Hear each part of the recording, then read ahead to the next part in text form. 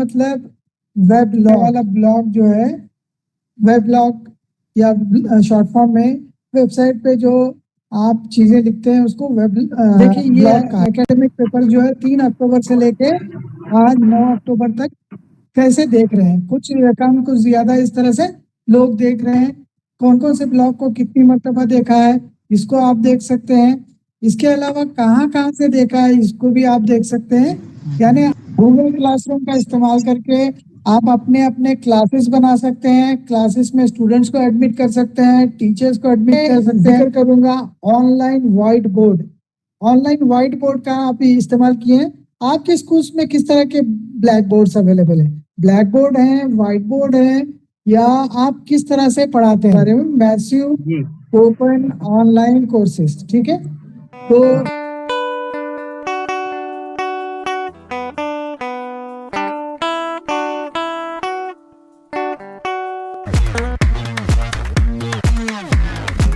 अस्सलाम वालेकुम सर। वालेकुम अस्सलाम, वालेकुम अस्सलाम। क्या मेरा थैंक यू। हो सकता है मेरा स्लाइड विजिबल हो आपको। Experience in ICT aided learning. जी सर। आईसीटी से मुतालिक हम लोग जान रहे हैं। पिछली क्लास में क्योंकि एक ही यूनिट को 2 क्लासेस में कवर करना है तो हमने टाइटल देखने के अलावा देखा था innovative use of ICT technology क्या है। ईपैक के बारे में तफसील से मैंने बताया, टेक्नोलॉजी, पेडागोजी एंड कंटेंट के बारे में किस तरह से उसका इस्तेमाल होता है ये मैंने बताया था। मैंने आप लोगों को चलते चलते कोलैबोरेटिव लर्निंग का शुरू किया।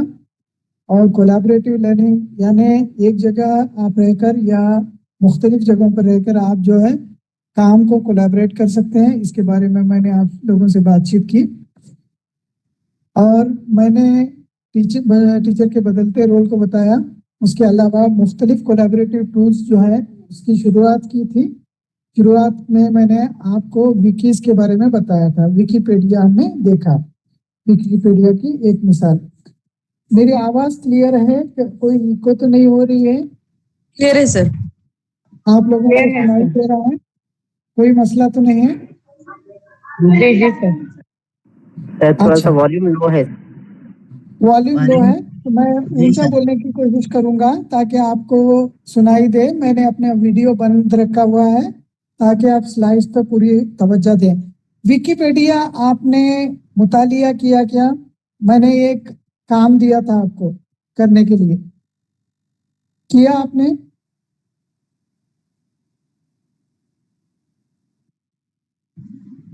किया कि नहीं किया? मैंने आपको मुगल एम्पायर सर्च करने के लिए बोला था, हैदराबाद स्टेट सर्च करने के लिए बोला था। विकिपीडिया में सर्च किए आप? नहीं नहीं नहीं। छोटा सा भी काम था। कोलैबोरेटिव लर्निंग मतलब आप सब कोलैबोरेट करना है, मेरी मंशा यही थी। अब देखिए मैं आपको यहाँ पे ब्लॉग्स के बारे में बताऊंगा। ब्लॉग्स को बताने के वक्त मैं चाहूंगा कि आपको ब्लॉग्स भी बताता चलूं। अगर मेरा यहाँ पे आपको दिखाई दे रहा है तो मैं कुछ मिसालें भी दूंगा।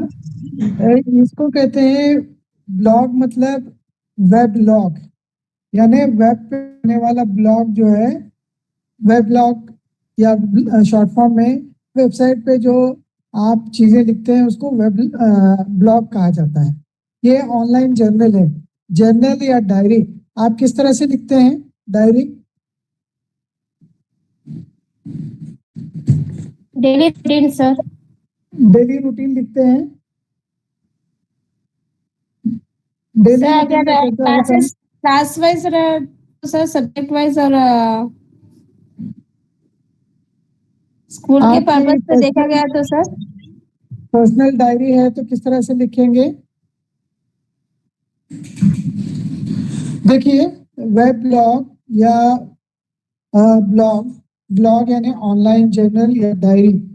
जब टीचर की एक डायरी देखते हैं, टीचर क्लास में जाके क्या करता है, क्या क्या एक्टिविटीज होती है, ये सारी चीजें लिखते हैं। आज क्या किए, कल क्या किए, परसों क्या किए, अपने थॉट्स, अपने एक्सपीरियंसेस या एक्सपर्टाइज के बारे में कुछ लिखा जाता है।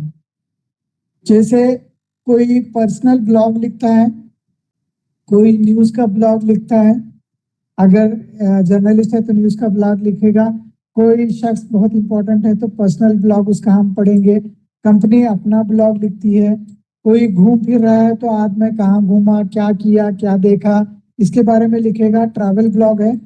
कोई फूड के बारे में एक्सप्लोर कर रहा है तो फूड का ब्लॉग लिखेगा। इसमें ब्लॉग में क्या होता है, रेगुलर अपडेट्स होती है। जैसे न्यूज़पेपर में ताज़ा तरीन खबरें आती हैं हर दिन, ब्लॉग में नई चीज़ें अपडेट होकर हमारे सामने पेश होंगी। इंटरएक्टिव रहता है, यानी ब्लॉग लिखने वाला भी कुछ लिख रहा है, हम उस पर तबसरा भी कर सकते हैं, बातचीत भी कर सकते हैं। वैरायटी ऑफ टॉपिक्स हम ले सकते हैं उसमें, ऐसे नहीं कि सिर्फ एक टॉपिक लेंगे या एक मखसूस किस्म का टॉपिक हम देखेंगे, वैरायटी ऑफ टॉपिक्स हम ले सकते हैं। इनफॉर्मल टोन का इस्तेमाल कर सकते हैं हम, यानी ऐसा नहीं कि रिसर्च में फॉर्मल टोन होती है, किताबों में फॉर्मल टोन होती है, उसी को इस्तेमाल करें, ऐसा नहीं है। कौन स्टार्ट कर सकता है, ये कोई भी स्टार्ट कर सकता है। आप टीचर हैं तो स्टार्ट करते हैं, कर सकते हैं, स्टूडेंट है तो कर सकते हैं, क्रिकेट प्लेयर हैं तो कर सकते हैं, कोई भी कर सकते हैं। शेयर योर चॉइस, आपकी चॉइसेस क्या हैं, आप घूम फिर रहे हैं तो उसके बारे में, या तो कम्युनिटी बिल्ड कर रहे हैं तो कम्युनिटी के बारे में, या तो बिजनेस कर रहे हैं तो बिजनेस, कुछ भी आप उसके बारे में लिखना चाहें तो लिख सकते हैं। अब जैसे हमारा एक ब्लॉग है, मैं दिखाने की कोशिश करूंगा कि आपको नजर आता है कि बताइएगा। ये एक है ब्लॉग, जिसको हो सकता है शेयर दिस टैब। देखिए ये नया टैब आपको नजर आ रहा है क्या? मैं ब्लॉग क्रिएट जो किया हुआ है हमारा, उस ब्लॉग को बता रहा हूँ, थोड़ा सा वक्त लेगा। ये ब्लॉग का नाम हमने रखा है एकेडमिक पेपर्स, ठीक है।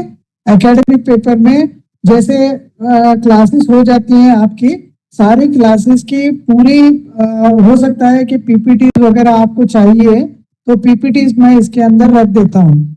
तो जैसे देखिए मैंने एक जामिया, ये हमारी एक यूनिवर्सिटी है, Indira Gandhi national tribal university, वहाँ पे अपना एक लेक्चर दिया था, उसका मैंने पीपीटी जो है यहाँ पे रखा हुआ है। क्या आपको नजर आ रहा है क्या? ये पीपीटी नजर आ रहा है? जी आ रहा है सर। हाँ, ये पीपीटी मैंने रखा हुआ है।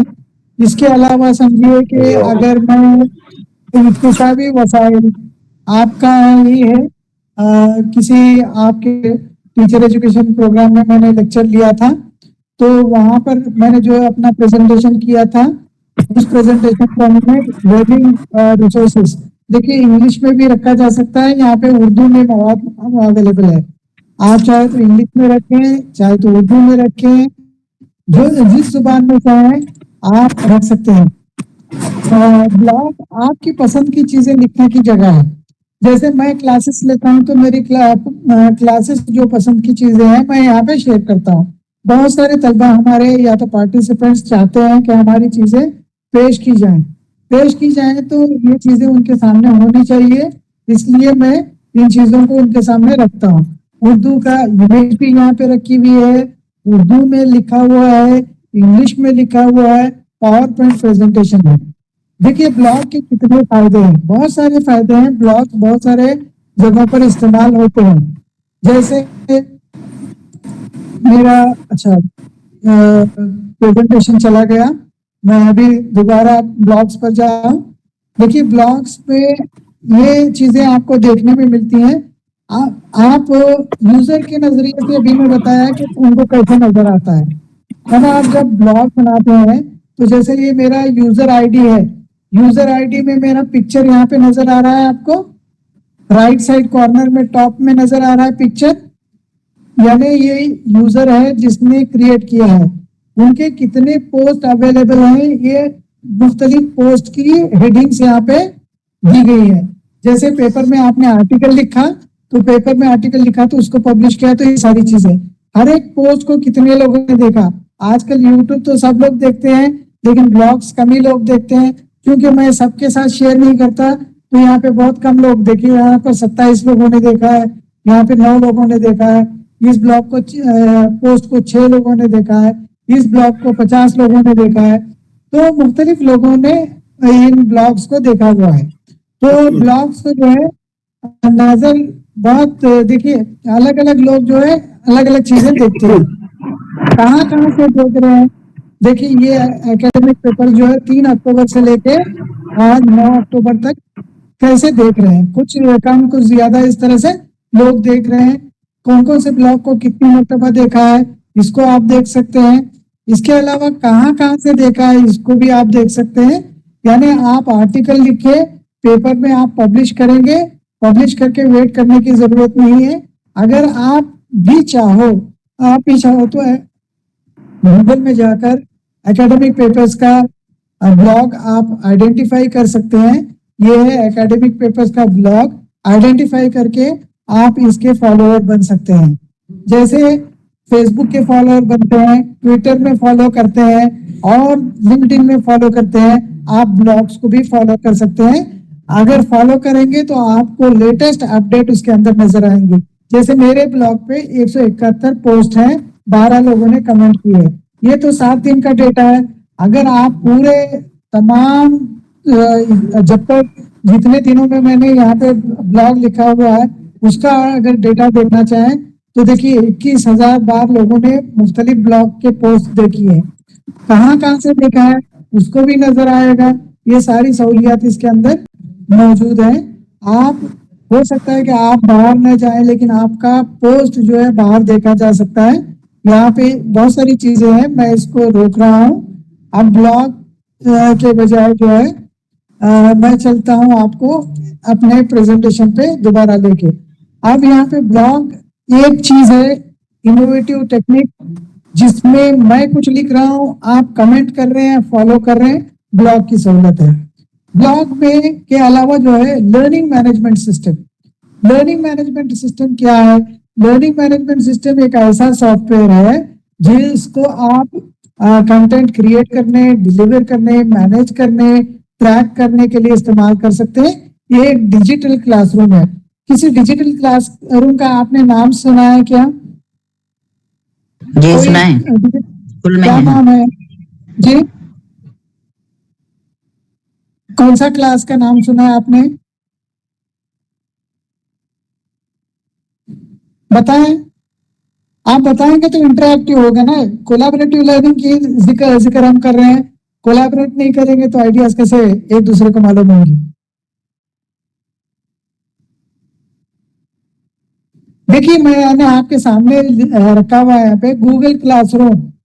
गूगल क्लासरूम इसकी एक मिसाल है। आपने यूडेमी का नाम सुना होगा, आपने स्किल शेयर का नाम सुना होगा, आपने उडासिटी का नाम सुना होगा, आपने लिंडा का नाम सुना होगा। अगर ये नहीं सुना तो कम से कम कोर्सेरा का तो सुना ही होगा। सुना है क्या? इनमें से कोई नाम आपने सुना है? नहीं सर। मेरी क्लास में कोई जुड़े हुए हैं या मैं अकेला ही बात कर रहा हूँ? I'm very happy to hear that you all have joined me in the class. अभी एक स्कूल में क्या क्या होता है, बच्चा क्या सबसे पहले स्कूल में कैसे आता है?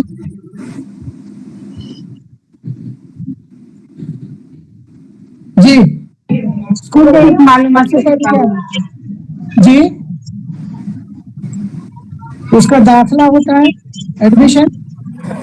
दाखिला होगा तो हर रोज जो है गेट से एंटर होगा, अंदर आएगा। यहाँ पे दाखिला यानी एडमिशन होता है। ये ऑनलाइन डिजिटल क्लास में दाखिला होता है। लॉगिन क्लास गेट में से अंदर आके, क्लासरूम में से अंदर आने के बजाय ये लॉगिन कर लेता है।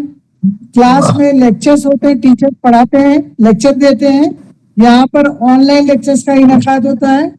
क्या आप अपने स्कूल की या कॉलेज की लाइब्रेरी से इस्तेफादा कर चुके हैं? कर चुके हैं क्या? जी करें। तो यहाँ पे ऑनलाइन क्लास की जब बात कर रहा हूँ मैं, तो यहाँ पे लाइब्रेरी का इस्तेफादा कर सकते हैं। रिकॉर्डेड वीडियोस अवेलेबल हैं, उसके बाद डिस्कशन का फोरम होते हैं, असाइनमेंट होते हैं, एग्जाम होते हैं, रिजल्ट होती है, या क्लासेस जो या वेबिनार का इनेकाद होता है।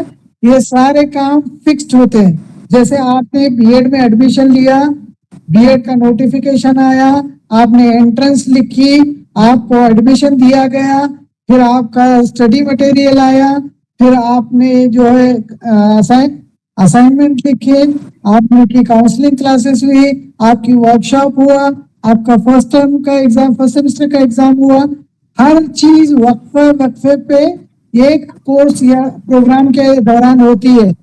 इसी तरह यहाँ पर भी जो है वक्फे वक्फे पे सारी चीजें होती रहती है, चलती रहती है। ये एक प्री सेट प्लान है। मैं बड़ी स्कूल न खोल पाऊं, लेकिन ऑनलाइन एक स्कूल खोल सकता हूं जो लर्निंग मैनेजमेंट सिस्टम कहलाता है। यानी लर्निंग को अलग अलग टुकड़ों में बांट के एडमिशन से अवार्ड, डिग्री अवार्ड होने तक रखा जाता है। यानी लर्निंग को मैनेज किया जाता है।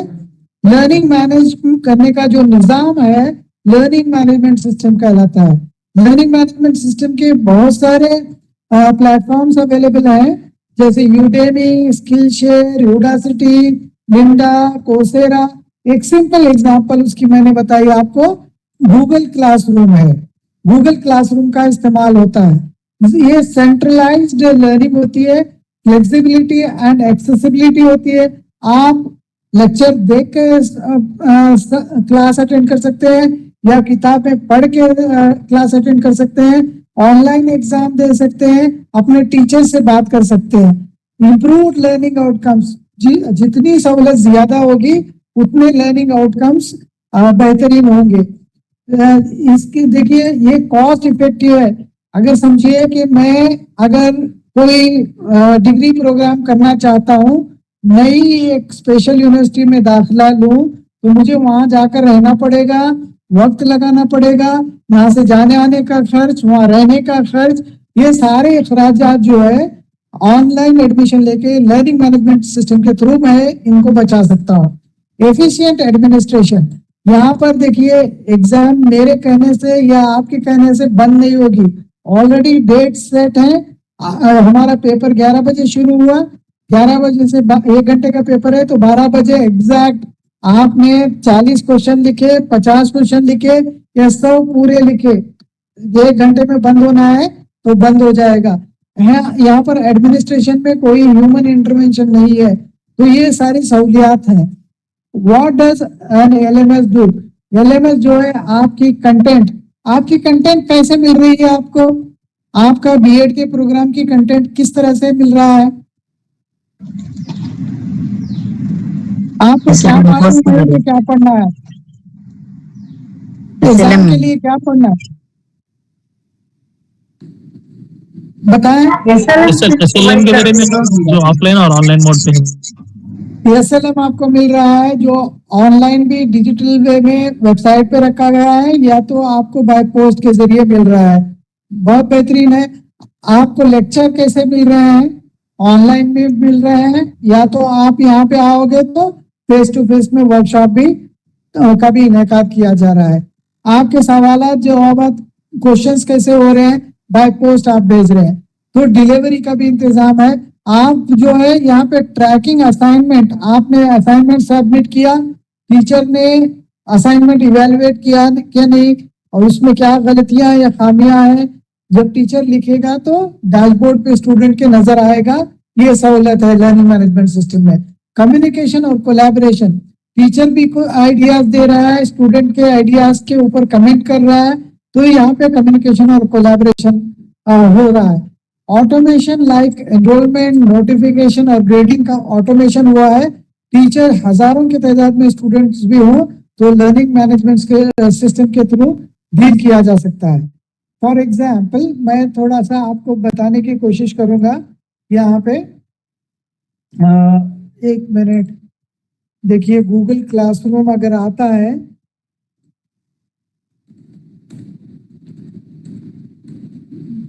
गूगल क्लासरूम,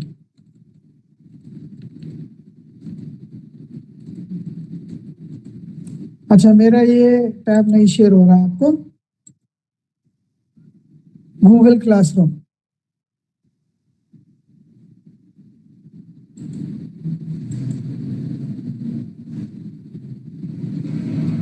गूगल क्लासरूम का इस्तेमाल कभी किए हैं आप? जी नहीं सर। गूगल क्लासरूम का इस्तेमाल करके आप अपने अपने क्लासेस बना सकते हैं, क्लासेस में स्टूडेंट्स को एडमिट कर सकते हैं, टीचर्स को एडमिट कर सकते हैं। जैसे देखिए मेरे पीएचडी स्कॉलर का मैंने यहाँ पे ये क्लासरूम बनाया हुआ है, डीएलएड के स्टूडेंट्स का भी है, पीएचडी के को जब मैं पढ़ाता था तो पीएचडी के स्टूडेंट्स का भी है, 6th स्टैंडर्ड का भी है, जिस ग्रुप में मैंने ज्वाइन किया था उसका भी है। यहाँ पे ये आप कैलेंडर सेट कर सकते हैं, कैलेंडर सेट करके टीचर्स को इनवाइट कर सकते हैं, रिव्यू कर सकते हैं। जैसे पीएचडी का बहुत साल हो गए इसको, जब ये शुरुआत के दिनों में आया था उस वक्त मैंने ये क्लासरूम को इस्तेमाल किया था। देखिए यहाँ गूगल ड्राइव से मैंने बच्चों के साथ फाइल शेयर की थी, मैंने जो है उनको लिंक्स शेयर किए थे।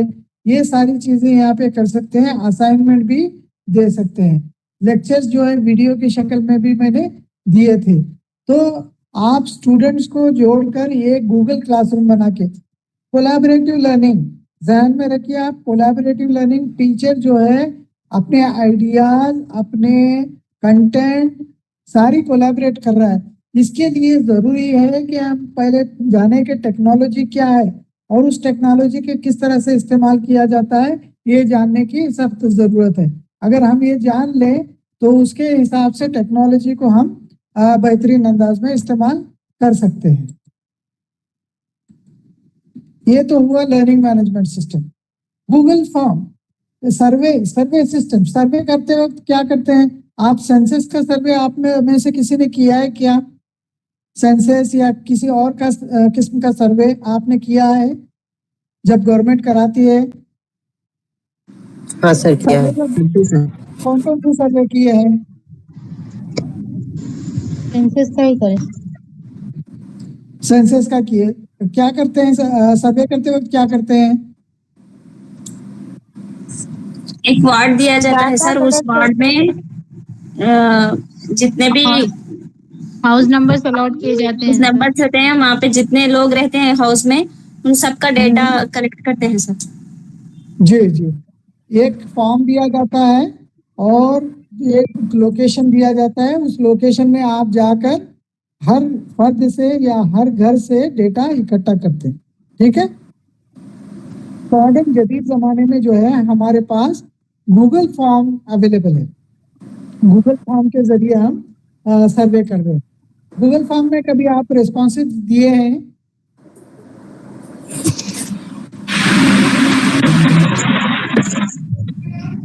गूगल फॉर्म में कभी हाँ सर, किए सर, किए सर। जी सर कर रहे हैं सर अभी भी। कहाँ पर दिए थे, कब दिए थे? स्कूल के रिलेटेड कुछ भी पर्टिकुलर्स देना है तो गूगल फॉर्म्स पे सबमिट करना पड़ता है सर।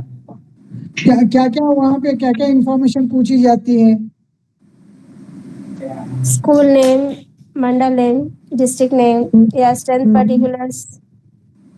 ठीक है, तो ये सारी चीजें पूछी जाती हैं। कभी आपने फॉर्म तो भरा है, कभी फॉर्म क्रिएट किया है क्या? क्रिएट नहीं करे सर अब तक। नो। क्रिएट करने के लिए कोई दिक्कत होगी क्या, मुश्किल होगी क्या? क्रिएट करना आसान होगा या मुश्किल होगा?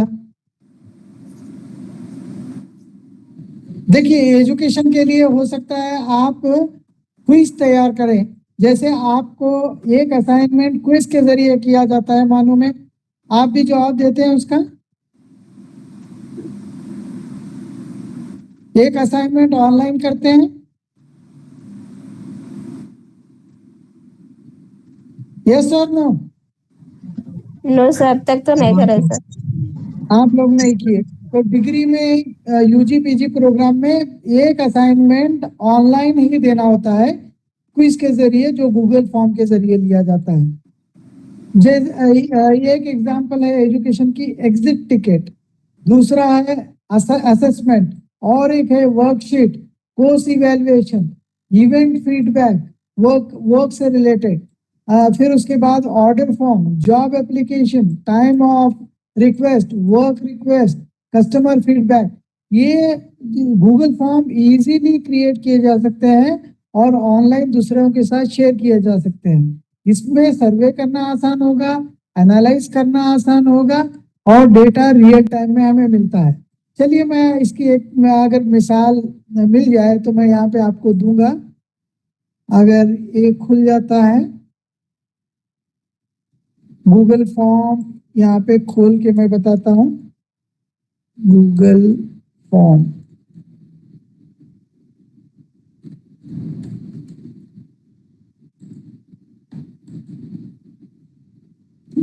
गूगल फॉर्म नजर आ रहा है? गूगल फॉर्म, ये गूगल फॉर्म्स है। Go to Google forms.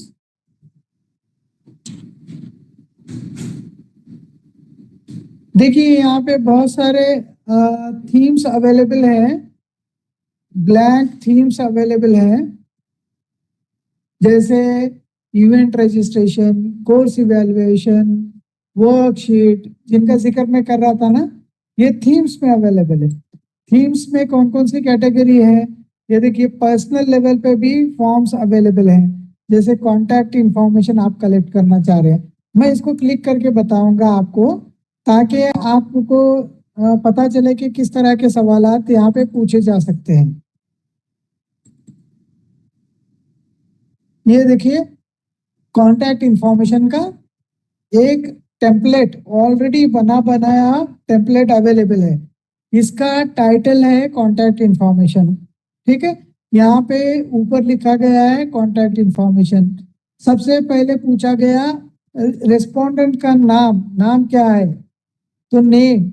उसके बाद उनका ईमेल क्या है। जैसे मैं इस पर क्लिक करता हूँ समझिए, तो यहाँ पे नेम जो है किस तरह के रिस्पॉन्सेस होंगे। नेम के लिए आप चाहे तो शॉर्ट आंसर दे सकते हैं या तो पैराग्राफ। आपका किसी का नाम बताइए, किसी का नाम बताइए। गौसिया सुल्ताना। गौसिया सुल्ताना एक है, और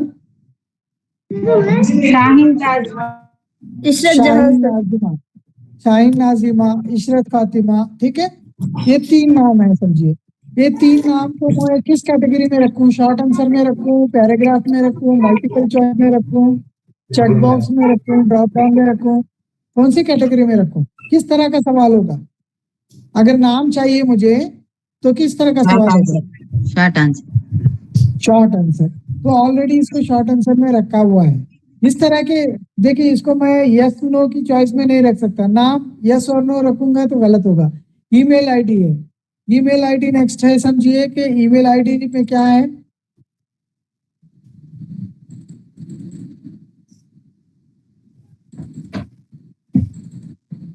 ईमेल आईडी है। फिर एड्रेस को क्या करेंगे, एड्रेस भी शॉर्ट फॉर्म में आएगा, ठीक है,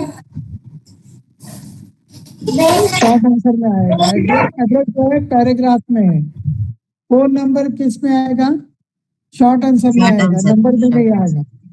कमेंट करना चाहते हैं कोई तो लॉन्ग आंसर यानी पैराग्राफ में आ रहेगा। इस तरह आप लीनियर स्केल भी बना सकते हैं, गुड, वेरी गुड, बैड, इस तरह का अगर देना है तो 3 पॉइंट का स्केल है, या 5 पॉइंट का स्केल है, या 7 पॉइंट का स्केल है। लीनियर स्केल आप बना के रख सकते हैं। अगर समझिए कि सवालात जो है 3-4 हैं, उसको हर एक को रेट करना है तो मल्टीपल चॉइस ग्रिड में रख सकते हैं। या टाइम लेना है, समझिए कि आप कब आ रहे हैं हैदराबाद, तो आपका डेट और टाइम लेना है तो डेट और टाइम लेने की भी गुंजाइश है। इस तरह के बहुत सारे प्रोग्राम आप कर सकते हैं, जैसे रिस्पॉन्सेस हैं। फिर उसके बाद सेटिंग्स, उनको सेटिंग करने के लिए, जैसे आप क्लास में 10 सवालात पर मबनी 4 जवाबात वाले सवालात पूछना चाह रहे हैं तो उसको क्विज के तौर पे भी पूछा जा सकता है, और क्विज को नंबर ABCD चेंज करने की भी गुंजाइश इसके अंदर है। सही रिस्पांस बतलाया जा सकता है, ये सेटिंग्स पे किया जा सकता है। अगर आप सही रेस्पॉन्सेस को बतलाएंगे तो बच्चे को सही रेस्पॉन्सेस को देख के कंपेयर करके सिर्फ मार्क्स देना है, या सही रेस्पॉन्सेस को बच्चे को बताना है या बच्चे से छुपाना है। ये सारी चीजें इसके अंदर की जा सकती हैं, ये उसकी सहूलियत है। यानी कुल मिलाकर गूगल फॉर्म के जरिए आप जो है डेटा इकट्ठा कर सकते हैं या सर्वे कर सकते हैं। सर्वे करना मतलब एक आदमी अपने बारे में सर्वे कर सकता है कि या दूसरों के बारे में कर सकता है? दूसरों के बारे में। गायक अफराद होंगे तो कोलैबोरेशन होगा, कोई सवाल पूछ रहा है, कोई जवाब दे रहा है, या एक से ज्यादा लोग जो है जवाब दे रहे हैं, तो ये कोलैबोरेटिव टेक्निक है जिसमें आईसीटी का इस्तेमाल किया जा रहा है। समझ में आ रहा है आपको? जी आ रहे हैं। Okay, I am happy that you are getting. ठीक है, एग्जाम्पल्स आपको बता रहा हूं ताकि आप उसको समझ पाए। ऑनलाइन इमेजेस या वीडियो शेयर किए हैं क्या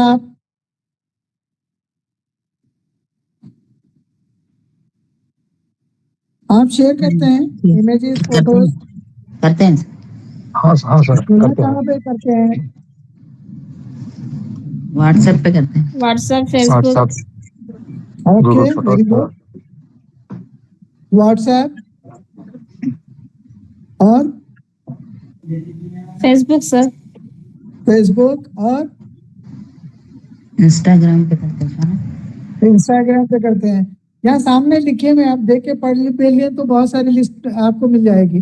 व्हाट्सएप पे करते हैं। गूगल फोटोज में आप जो कैमरे में फोटो लेते हैं, अगर उसको बैकअप किया जाए गूगल में, तो गूगल ड्राइव में आपके सेव होते जाएंगे। गूगल फोटोज के जरिए आप इमेजेस दूसरों को शेयर भी कर सकते हैं। यहाँ पे क्या है, देखिए, ऑनलाइन इमेजेस आप क्रिएट कर रहे हैं वीडियोस, तो ऑनलाइन इमेजेस जो है sharing apps are platforms that allow users to, एक तो स्टोर कर सकते हैं, या तो ऑर्गेनाइज कर सकते हैं, या इमेज को एडिट कर सकते हैं। जैसे किसी का पिक्चर है, सामने लिखा इन फ्रंट ऑफ चार मीनार, है ना, एडिट कर सकते हैं। एडिट करके दोबारा शेयर कर सकते हैं, फोटोज हो या वीडियो, दोनों भी आप शेयर कर सकते हैं। जैसे यूनिवर्सिटी के पीछे जो है एक सिल्वर जुबली गेट है, वहाँ पर रोड हमेशा आजकल खाली है, नया रोड बना है, तो अक्सर लोग आके वीडियो शूटिंग करते हैं, रील्स बनाते हैं, या अपने कुछ वीडियोस बनाते हैं। उन वीडियोस को शेयर करते हैं। शेयर करने के क्या क्या जरिए हैं, देखिए, व्हाट्सएप पे शेयर कर सकते हैं, गूगल फोटोज पे शेयर कर सकते हैं, फ्लिकर पे शेयर कर सकते हैं, इंस्टाग्राम पे शेयर कर सकते हैं, पिंटरेस्ट पे शेयर कर सकते हैं, फेसबुक है, ट्विटर है, लिंक्डइन है। जैसे आप कहीं जाकर आ गए, तो मैं इस मुकाम पे गया था, तो आप अपना पिक्चर जो है फेसबुक पे डाल देंगे। ठीक है, एक शख्स ऐसा था जिसका जो है पूरी फैमिली की फोटो है, उसने डाल दी कि I am at Goa enjoying with my family. तो चोर को पता चला कि वो अपनी फैमिली के साथ गोवा में एंजॉय कर रहा है। वो आराम से उनके घर पे आया और सारा सामान चुरा के चला गया। पॉसिबल है? जी सर, जरूर। तो इस तरह की पोस्ट करनी चाहिए कि नहीं करनी चाहिए? नहीं करनी चाहिए। ये पॉसिबल है, लेकिन ऐसी पोस्ट नहीं होनी चाहिए जिससे आपका पर्सनल डेटा लीक हो जाए। ठीक है, आजकल डिजिटल अरेस्ट के भी बहुत सारे केसेस आ रहे हैं, थोड़ा सा हम लोगों को केयरफुल रहने की जरूरत है। किस तरह का प्लेटफॉर्म आप यूज करेंगे? देखिए, जिसमें स्टोरेज स्पेस खूब ज्यादा हो। आप मोबाइल पे वो पसंद करते हैं जिसमें इतने जीबी डेटा, अरे ये नया मोबाइल ले लेता हूँ, इसमें ज्यादा जीबी डेटा स्टोर करने की गुंजाइश है ना, तो ताकि हम उसको स्टोर करें और दूसरों को शेयर करें। प्राइवेसी कंट्रोल होनी चाहिए। ऐसा नहीं कि आपके इंस्टाग्राम में कोई भी घुस जाए और आपके सारे फोटो डाउनलोड कर ले और उसको जो है एडिट करके गलत इस्तेमाल करे।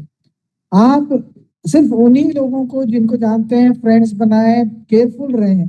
ये भी प्राइवेसी कंट्रोल आप खुद कर सकते हैं। आप फेसबुक में किसको फ्रेंड बनाना है, किसको फ्रेंड नहीं बनाना है, या किसको कौन सी इंफॉर्मेशन शेयर करना है।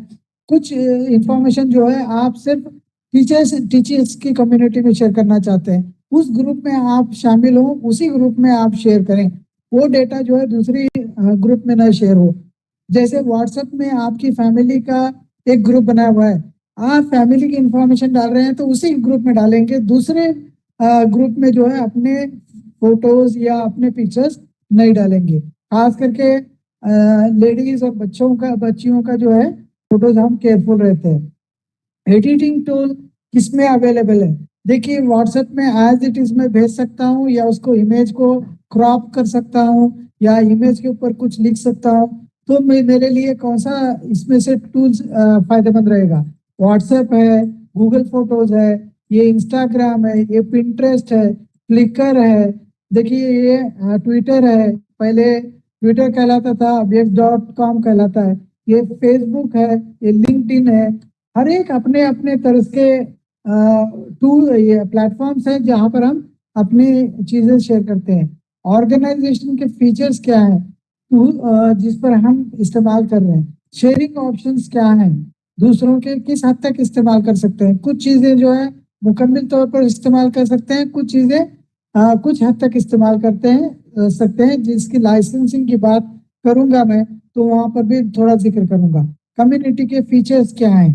फेसबुक की कम्युनिटीज होती है, ट्विटर की कम्युनिटी होती है, तो वहाँ के फीचर्स क्या हैं? मुझे उम्मीद है कि ये चीज़ें मुझे दिखाने की ज़रूरत नहीं है।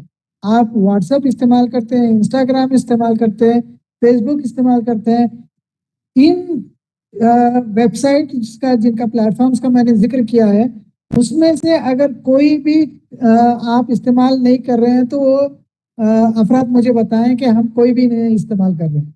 ऐसा कोई है जो इन प्लेटफॉर्म्स में से किसी का इस्तेमाल ना किया हो? कोई भी नहीं है सर।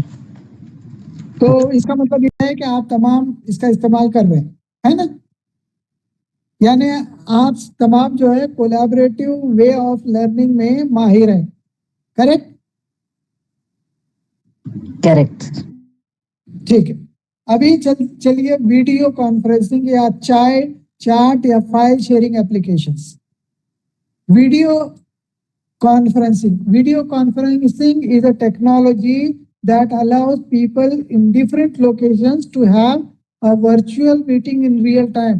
ये कैसे मुमकिन हो सकता है कि लोग अलग अलग जगह में मौजूद हों और एक दूसरे से बातचीत कर रहे हों, एक दूसरे को रियल टाइम में बातचीत कर रहे हो?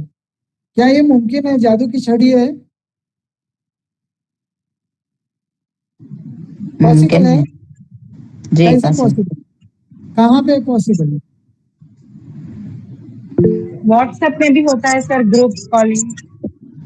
व्हाट्सएप पे ग्रुप कॉलिंग होता है, कॉन्फ्रेंस कॉल होती है गूगल मीट में के जरिए, गूगल मीट के जरिए होती है, कॉन्फ्रेंस कॉल होती है, जूम के जरिए होती है।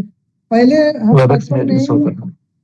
हम बचपन में कहानी पढ़ते थे कि जो है बादशाह की बेटी को जादूगर ले जाता है और एक आईने पर हाथ फेरता है और बादशाह को बताता है तेरी बेटी मेरे कब्जे में है, अब तू मुझे इन सारी सहूलियात को दे वरना तेरी बेटी को कत्ल कर दूंगा। अब ये आसानी से पॉसिबल है, हर एक जो है शख्स जो है जादूगर बन गया है। जैसे मैं खुद जादूगर बन गया हूँ आज आपके साथ, आप अब मुख्तलिफ मुकामात पर बैठे हुए और मैं बातचीत कर रहा हूँ कि नहीं कर रहा हूँ? जी सर। सही है सर। सही है, यानी कोलैबोरेटिव लर्निंग हो रही है। मैं जो जानता हूँ मैं आपको बतला रहा हूँ, आप जो जानते हैं आप मुझे शेयर कर रहे हैं। आपने कहा जूम मीटिंग्स, बिल्कुल दुरुस्त। टीम्स की मीटिंग, माइक्रोसॉफ्ट टीम्स की मीटिंग, वेबएक्स सिस्को की मीटिंग, या आप कह रहे थे कि व्हाट्सएप में भी ग्रुप कॉलिंग की सहूलत मौजूद है। गूगल मीट का भी तज़किरा आपने किया। 2016 या 17 की बात है, अभी उस वक्त तक ये सारी चीज़ें उतनी मशहूर नहीं थी। हम लोग इंटरनेशनल कॉन्फ्रेंस करा रहे थे उस वक्त जो है इंटरनेशनल स्पीकर जो है हमारे पास आ नहीं पाए, मानू में या हैदराबाद में आ नहीं पाए। लेडी स्पीकर्स थी वो अमेरिका में थी, वो आ नहीं पाई। तो उस वक्त हमने स्काइप के जरिए पहली मर्तबा मानू में जो है ऑनलाइन इंटरनेशनल कॉन्फ्रेंस का इनेकाद किया। देखिए तब से आज तक जो है काफी तरक्की हो चुकी है। अब तो डेटा आसानी से अवेलेबल है, हमारे मोबाइल में भी हम वीडियो कॉन्फ्रेंसिंग कर सकते हैं, बहुत सारी सहूलियात हो चुकी हैं। वो उस वक्त इब्तदाई दौर था जब तालीम के मैदान में जो है इस तरह की वीडियो कॉन्फ्रेंसिंग का इस्तेमाल होने लगा था और हमने शुरुआत के दिन में इसको टेस्ट किया था। इससे फायदा ये है कि लेटेस्ट इंफॉर्मेशन दुनिया के किसी भी खित्ते में आती हो, टीचर इससे इस्तेमाल कर सकता है। कोई पर्टिकुलर समझिएगा आपके टीचर्स के ग्रुप में कोई एक्सपर्ट टीचर है, बहुत अच्छे तरन्नुम से वो नज्म पढ़ सकता है, तो आपको उन टीचर्स को इनवाइट करने की जरूरत नहीं है। आप उनसे कहें कि ऑनलाइन आप जुड़ जाओ, मैं अपने बच्चों के सामने अपना मोबाइल लेकर खड़ी हो जाऊंगी और मैं अपने बच्चों को आपकी पुरतरन्नुम जो है नज़म गोई जो है मैं अपने बच्चों को सिखाऊंगी, आप थोड़ा सा उनको सिखाइए। क्या ये मुमकिन है? जी हाँ, मुमकिन है सर। तो कोलैबोरेटिव लर्निंग हो रही है? जी सर, जी हो रही है। कोलैबोरेटिव लर्निंग एक दूसरे से लेन देन से मुमकिन हो रहा है। पहले जमाने में हम सोचते थे कि कोलैबोरेशन यानी हमसाये को नमक मिर्च देना ही कोलैबोरेशन है, क्योंकि हमसाये के हुकूक, अब आपका हमसाया पूरा जहां बन गया है, ग्लोबल विलेज। तो हमसाये के हुकूक हैं, उसको किस तरह से बर्ताव करना चाहिए, क्या करना चाहिए, ये भी चीजें आप लोगों को सीखनी है। एक मैं जिक्र करूंगा online white board. Online white board का आप इस्तेमाल किए हैं? आपके स्कूल्स में किस तरह के ब्लैक बोर्ड्स अवेलेबल है? ब्लैक बोर्ड है, व्हाइट बोर्ड है, या आप किस तरह से पढ़ाते हैं? ग्रीन बोर्ड से सर। ग्रीन बोर्ड्स हैं, सभी स्कूल्स में ग्रीन बोर्ड्स हैं? ब्लैक और ग्रीन दोनों हैं सर। ब्लैक और ग्रीन है। आप किन चीजों का इस्तेमाल करते हैं लिखने के लिए, मिटाने के लिए? Chalk piece, duster. Chalk and duster. Chalk piece, duster का इस्तेमाल करते हैं। आप पिक्चर ड्रॉ कर सकते हैं? पिक्चर ड्रॉ कर सकते हैं आप? कर सकते। आप जो है क्या कर सकते हैं, आप ज्योमेट्रिकल अशकाल बना सकते हैं।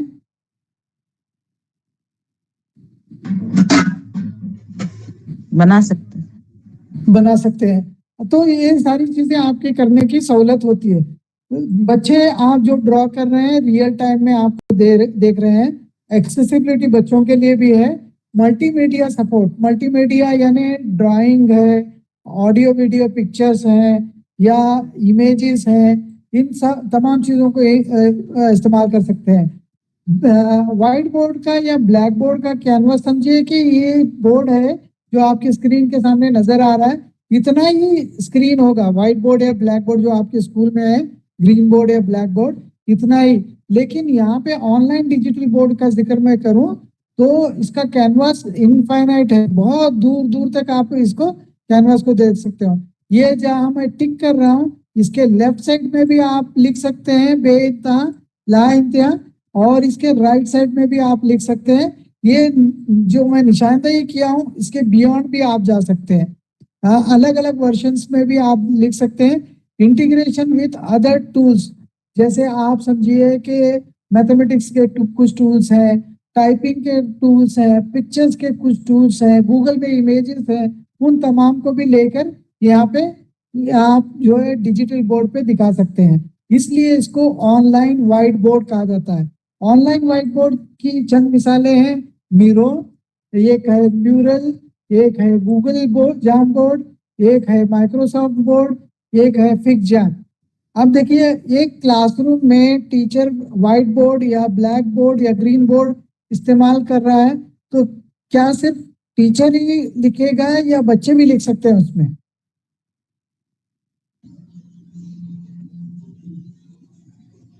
टीचर ही लिखेगा या बच्चे भी लिख सकते हैं? बच्चे भी लिख सकते हैं। बच्चे भी लिख सकते हैं। तो देखिए कि यहाँ पर बच्चे भी लिख सकते हैं ना। तो मैं एक आप लोगों को यहाँ बताऊं कि गूगल जैम बोर्ड अब तकरीबन ख़त्म पे है। अगर अवेलेबल होगा तो मैं उसको दिखाऊंगा कि अक्टूबर में ये ख़त्म होने वाला था। Google jam board, Google jam board की एक मिसाल मैं आपके सामने देखिए यहाँ पे दिसंबर 31 तक, अक्टूबर में ख़त्म होने वाला था, लेकिन इसको जो है Jamboard is going away December 31, दिसंबर 31 तक उसकी एक्सटेंड की गई है। अब देखिए मैं यहाँ पे डेट, लेकिन इसका इस्तेमाल जो है आप टीचर में इसमें कर सकते हैं अपने क्लासेस में। ये एक ही मिसाल नहीं है, मैंने आपको म्यूरल की बताई, माइक्रोसॉफ्ट का वाइट बोर्ड बताया, बहुत सारे बोर्ड्स हैं। आप लिखना चाहें तो यहाँ पर लिख सकते हैं। आप अगर इसमें एडिट करना चाहें एडिट कर सकते हैं। इसको जो है पीडीएफ की शक्ल में आपने जो लिखा है उसको डाउनलोड कर सकते हैं। आप ये देखिए एक बोर्ड ये है, दूसरा बोर्ड मैंने ये लिखा है, तीसरा बोर्ड है, ऐसे रैंडमली मैंने कुछ लिखा हुआ है। यानी आप यहाँ पे लिख सकते हैं, उर्दू में भी इंग्लिश में भी, इमेजेस भी बना सकते हैं। ये सहूलियात है और इसको सेव करके रख सकते हैं। अगर आप समझिए कि प्रेजेंटेशन में मीटिंग में लिख रहे हैं तो आप अपने साथियों को ये बोर्ड शेयर कर सकते हैं। यहाँ पर कुछ आप लिखो, यहाँ पर कोई एक्स कुछ लिखे, वाई कुछ लिखे, एक ही बोर्ड के अंदर इमेजेस तैयार होंगी, कलर होगा और बेहतरीन पिक्चर तैयार होगा। तो इसका भी इस्तेमाल किया जा सकता है। ये तो ये ऑनलाइन व्हाइट बोर्ड्स का भी इस्तेमाल होता है। ठीक है, आप कभी गूगल जैम बोर्ड के अलावा भी बहुत सारी चीजें हैं जिनका इस्तेमाल आप कर सकते हैं। मीरो है, म्यूरल है।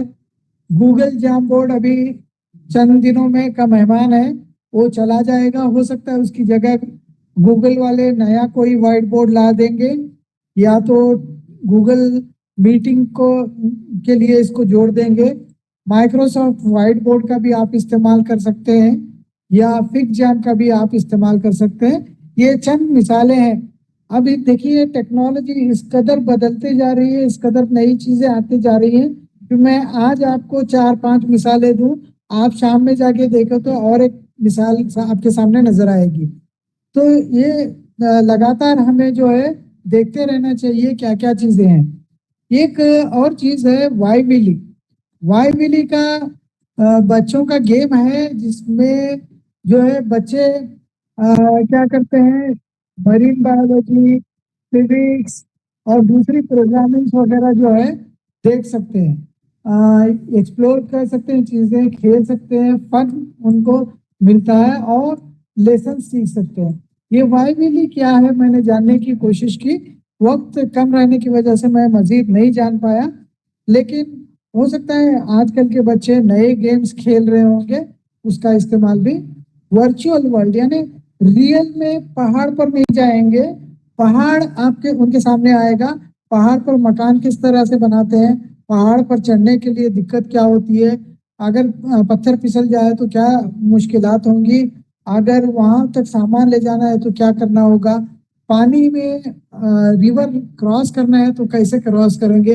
हो सकता है कि वर्चुअली ये चीजें बताई जाएं, वर्चुअल काइंड ऑफ लर्निंग है, बच्चे सीखते हैं। माइंड मैप, माइंड मैप का आप इस्तेमाल करते हैं, अक्सर आपकी किताबों में भी दिया जाता है ना माइंड मैप।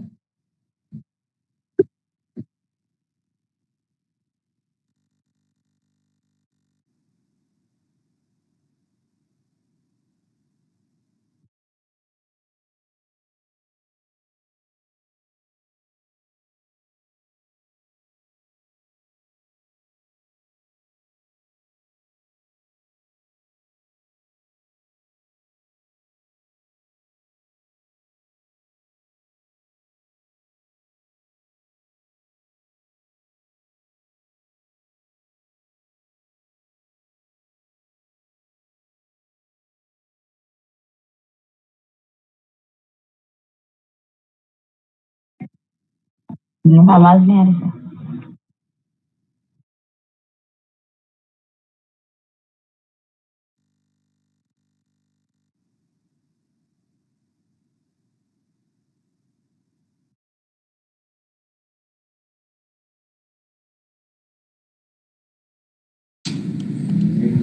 सॉरी, कोई कॉल आया था जिसकी वजह से मैं कट गया। Is it okay? जी जी okay sir. No problem. Okay, तो देखिए माइंड मैप्स आप इस्तेमाल करते हैं? नहीं सर। माइंड मैप्स नहीं इस्तेमाल करते। जैसे देखिए आईसीटी स्किल टीचर के बारे में है। स्किल टीचर क्या क्या करेगा? वर्ड प्रोसेसिंग करेगा, स्किल टाइपिंग करेगा, बेसिक कंप्यूटर का, यानी मैं एक आईसीटी स्किल टीचर के बारे में मुख्तलिफ चीजें बता रहा हूँ, तो इसको एक माइंड मैप के जरिए जाहिर कर रहा हूँ, एक मैप तैयार कर रहा हूँ, है ना? इसको माइंड मैप कहते हैं। ठीक है, यहाँ पर एक सेंट्रल आइडिया होता है। ये सेंट्रल आइडिया है आईसीटी स्किल टीचर। इसकी ब्रांचेस होती हैं। ये एक ब्रांच है, एक ब्रांच है, एक ब्रांच है, यहाँ एक ब्रांच है, यहाँ एक ब्रांच है। ब्रांचेस होती है। कीवर्ड्स होते हैं इसके अंदर। एक कीवर्ड है, दूसरा कीवर्ड है, तीसरा कीवर्ड है। कीवर्ड्स होते हैं इसके अंदर। कीवर्ड्स के साथ साथ आप इमेजेस जोड़ सकते हैं। अगर मजीद इसके अंदर ब्रांचेस करनी है तो आप ब्रांचेस फर्दर ब्रांचिंग भी कर सकते हैं।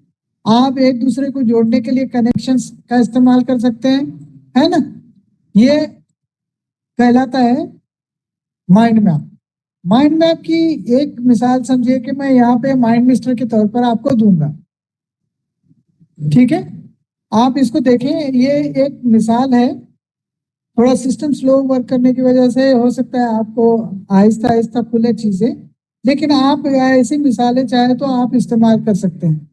ये मैंने यहाँ पे एक माइंड मैप बनाया हुआ है। ठीक है, नजर आ रहा है आपको माइंड मैप? अभी नहीं सर। खुल गया? खुल गया? हाँ नजर आ रहा है। ये एक models in implementation of a smart classroom. मैंने अलग अलग औकात में इन चीजों को बनाया था। अब चूंकि इत्तेफाक से यहाँ पर ये कनेक्शन का मौका है, तो मैं बता रहा हूँ कि यहाँ पे एक सेंट्रल थीम है, उसके सब थीम्स है, उसके बहुत मुख्तलिफ थीम्स है, एक दूसरे को जुड़ा हुआ है। ये अगर बच्चा देख ले तो सारा निज़ाम समझ में आएगा उसको। ये सहूलत है जिसकी वजह से हम माइंड मैप्स का इस्तेमाल करते हैं। ठीक है,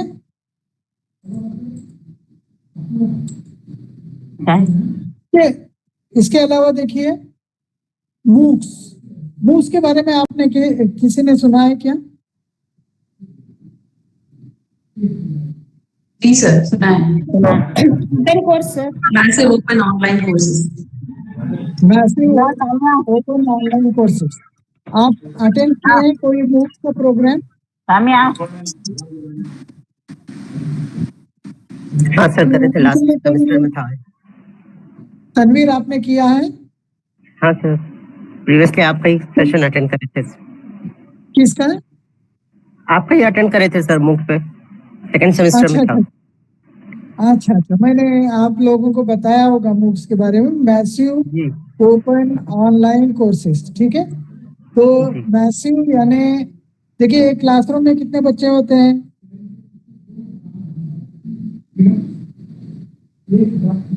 अंदाजा कितने बच्चे होते हैं? 40 होते हैं। 40 अगर आपके पास 10 डिवीजन भी होंगे तो कितने बच्चे होंगे? 400। लेकिन यहाँ मैसिव मतलब 4000 भी हो सकते हैं, 40,000 भी हो सकते हैं, 4 लाख भी हो सकते हैं। ठीक है, आपके स्टूडेंट्स। ओपन, आपकी स्कूल कब से कब तक खुली रहती है? 9 बजे से 4 बजे। 9 to 4। रफली कहूँ तो 10 बजे से 5 बजे तक, रफली। यानी उसका कोई मखसूस टाइम पीरियड होता है। यहाँ ओपन यानी हमेशा खुला। ठीक है, एनीवन एनीवेयर कैन रजिस्टर। आपके स्कूल के तलबा जो है आपकी बस्ती के अतराफ अकनाफ के ही होंगे, लेकिन यहाँ पर आप अगर मूक्स प्रोग्राम लेते हो, आप इंडिया से भी हो सकते हो, रशिया से भी हो सकते हो, चाइना से भी हो सकते हो, जापान से भी हो सकते हो, अमेरिका से भी हो सकते हो। ऑनलाइन आपके तलबा अगर स्कूल में दाखिला लेते हैं तो उनको कहाँ आके पढ़ाई करनी होगी? स्कूल में आके स्कूल में आके। लेकिन आप मूक्स में अगर दाखिला लेते हैं तो स्कूल जाने की जरूरत नहीं है, ऑनलाइन आप पढ़ सकते हैं। कोर्सेज जो है, आप अगर 4th स्टैंडर्ड में तालिब इल्म दाखिला लेता है तो आप क्या क्या पढ़ाओगे उसको? सब्जेक्ट सर सब्जेक्ट पढ़ाएंगे, कौन कौन से पढ़ाएंगे? क्या क्या जो करिकुलम में है वही सब्जेक्ट पढ़ाएंगे। लेकिन यहाँ पे हजारों की तादाद में कोर्सेज अवेलेबल है, कुछ भी कर सकता है, कुछ भी पढ़ सकता है तालिब इल्म। ऐसा नहीं कि सिर्फ यही कोर्स पढ़ना है, उसके इंटरेस्ट के मुताबिक वो पढ़ सकता है। यूनिवर्सिटी लेवल कोर्सेज कर सकता है, फिजिकल क्लासरूम और लिमिटेशन वगैरह कुछ नहीं है। ब्लेंडेड लर्निंग हो सकता है, मैंने आप लोगों के साथ ब्लेंडेड का लर्निंग का भी आप लोगों के साथ इश्तराक किया होगा। हमने जाना था क्या? जी जाना चाहिए सर। जी सर, आप खाना पकाते हैं तो क्या क्या करते हैं? मिक्सचर मतलब ऑनलाइन और ऑफलाइन दोनों को मिलाकर देते हैं सर। ऑनलाइन और ऑफलाइन, यानी यहाँ पर फेस टू फेस भी होता है, फेस टू फेस लर्निंग भी होती है, ऑनलाइन लर्निंग भी होती है, दोनों का ब्लेंड होता है ना। जैसे अगर मदर खाना पकाती है तो नमक, मिर्च, हल्दी, पता नहीं क्या क्या सारे गरम मसाले सारे मिक्स करके कुकर में ब्लेंड करती है ना, ब्लेंड करती है। इसी तरह एक टीचर जो है वीडियो, फेस टू फेस, किताबें, Twitter, social media, phone, data analytics, लिखने पढ़ने का, कॉन्फ्रेंसेस, पता नहीं कौन कौन सी चीजें, सारी चीजें ब्लेंड करके टीचिंग को बहुत इंटरेस्टिंग बनाता है। तो ये ब्लेंडेड लर्निंग है। आप ब्लेंडेड लर्निंग कभी ट्राई किए हैं क्या?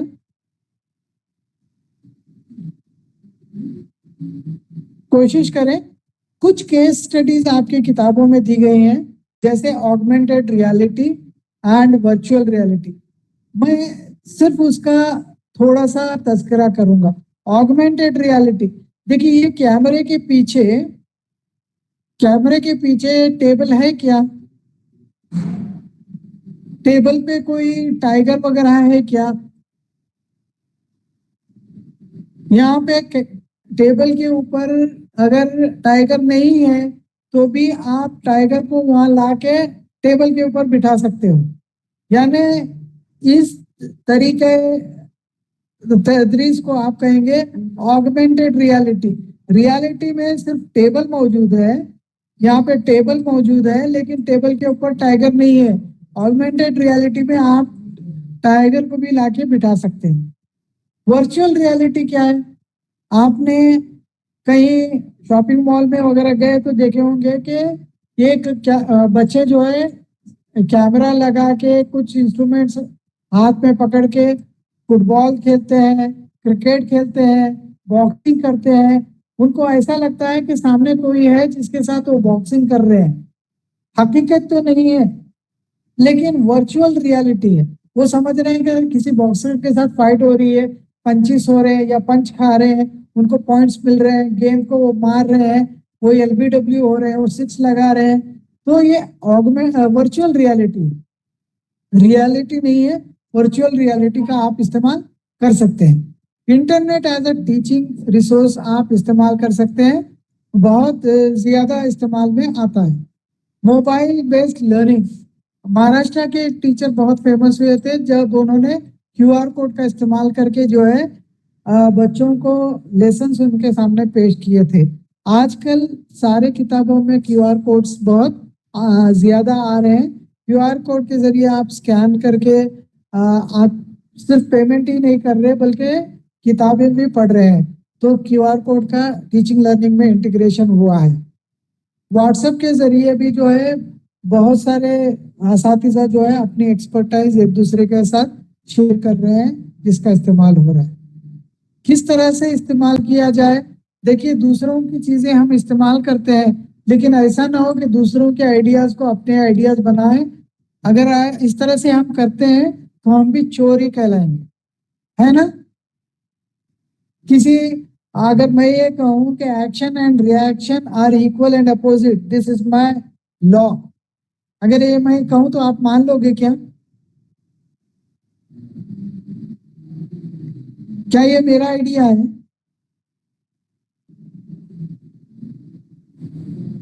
नहीं है ना? सब जी लोग सर। चले गए क्या? मैं अकेला रह गया क्लास में? नहीं है सर। अच्छा, तो मतलब टाइम तो हो गया आपका। प्लेजरिज्म, किसी और के आइडियाज, किसी और के ख्यालात, किसी और का लिखा हुआ, जैसे गालिब की गजल है, उनके आने से जो आती है मुंह पे रौनक, वो समझते हैं कि बीमार का हाल अच्छा है।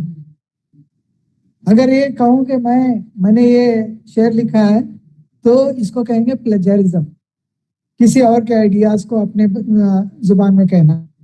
ये कुछ चीजें हैं, जैसे हम वीडियो बनाते हैं, हम वीडियो जो है क्रिएटिव कॉमन्स में रखने की कोशिश करते हैं। क्रिएटिव कॉमन्स ऐसे वीडियोस हैं जिनको आप कट करके ये बार संस्था कैसे शेड्यूल में टाइम प्लीज, 1-2 मिनट बस। जी सर। शाइन म्यूट करिए, शाइन म्यूट करिए बस 2 मिनट। जी सर। क्रिएटिव कॉमन्स ऐसा मवाद है जिसका इस्तेमाल आप जो ऑथर है उनका नाम लेकर उस पर मजीद कुछ भी एडिशन डिलीशन कर सकते हैं। तो क्रिएटिव कॉमन्स की लाइसेंसिंग बहुत ज्यादा इस्तेमाल होती है। मजीद ज्यादा मैं नहीं बताऊंगा। अब सोशल नेटवर्किंग में क्या करना है, जोर जोर से कैपिटल लेटर्स में नहीं लिखना है जो चिल्लाकर बात करने के जैसा होगा। देखिए फेसबुक के ग्रुप्स भी होते हैं, लिंक्डइन के ग्रुप्स भी होते हैं जिसमें आप अपने कम्युनिटीज की चीजें शेयर कर सकते हैं। रेडिट की कम्युनिटी होती है, डिस्कॉर्ड की गेमिंग की कम्युनिटी होती है। आप किस तरह से लिखें, कैपिटलाइज वर्ड्स न लिखें, दूसरों के आइडियाज न चुराएं, जल्द से जल्द जवाब दें, ऐसे ह्यूमर न करें जिससे दूसरों के इमोशंस हर्ट हो। हम मजाक कर रहे हैं लेकिन दूसरों को हर्ट हो तो उसका फायदा नहीं है। हम कुछ भी पोस्ट कर रहे हैं तो सोचें कि उस ग्रुप में जो लोग मौजूद हैं उनके लिए नुकसान तो नहीं है। पे लैंग्वेज क्रिटिसाइज करते वक्त सोचें। ये कुछ चीजें हैं जिनको मैं आप लोगों के साथ डिस्कस करना चाह रहा था। ऑर्गेनाइजर्स का शुक्रिया और आप तमाम लोगों का शुक्रिया कि आपने अटेंशन देकर अब तक मुझे सुना। थैंक यू, जज़ाकल्लाह।